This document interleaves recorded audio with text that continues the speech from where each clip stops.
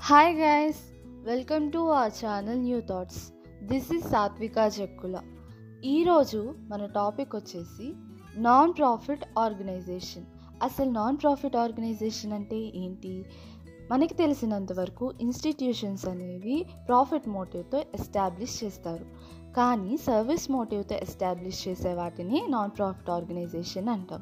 ఇక్కడ ఇచ్చిన అకౌంట్స్ అనేవి నాన్ ప్రాఫిట్ ఆర్గనైజేషన్లో యూజ్ చేస్తారనమాట.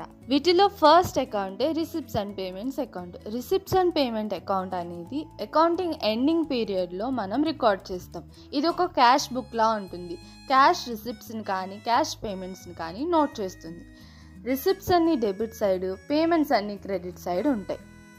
పాస్ట్, ప్రజెంట్, ఫ్యూచర్లో జరిగిన ఏ రిసిప్ట్స్ అయినా పేమెంట్స్ అయినా దీంట్లో రికార్డ్ చేస్తామన్నమాట. సెకండ్ వచ్చి ఇన్కమ్ అండ్ ఎక్స్పెండిచర్ అకౌంట్. ఇది ఫైనాన్షియల్ స్టేట్మెంట్ని, పర్టికులర్ పీరియడ్లో ఉన్న రెవెన్యూస్ని, ఎక్స్పెన్సెస్ని మాత్రమే ఇది నోట్ చేస్తుంది. అండ్ ఇది ఒక ప్రాఫిట్ అండ్ లాస్ అకౌంట్లా ఉంటుందన్నమాట.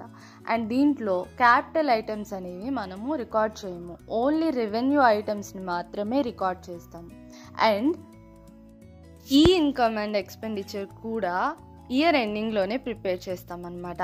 నామినల్ అకౌంట్ రూల్స్ని బేస్ చేసుకొని మనము ఈ అకౌంట్స్ అనేవి తయారు చేస్తామన్నమాట. ఫైనల్ బ్యాలెన్స్ వచ్చేసి సర్ప్లస్ కానీ డెఫిసిట్ కానీ వస్తుంది.